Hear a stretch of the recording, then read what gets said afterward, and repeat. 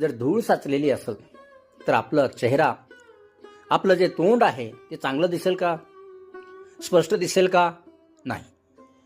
तर त्याचप्रमाणे आपला चेहरा चांगला दिसण्यासाठी आपला आरसा जो आहे तो आपल्याला चांगला ठेवावा लागेल आणि धूळ पुसल्यावर त्याला त्या ठिकाणी आपल्या स्वतःचे जे रूप आहे ते आपल्याला तेजस्वी दिसेल, स्पष्ट दिसेल.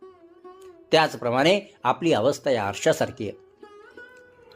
आरसा म्हणजे आत्मा शुद्ध आहे, पण त्यावर ममतेचा आणि वासनेचा काय साचलाय? मळ साचलाय. तुकोबाराय म्हणतात हा मळ काय? हा मळ आपल्याला पुसून टाकायचा आहे.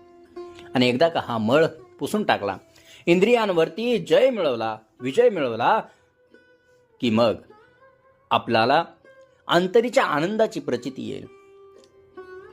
आणि हे खरं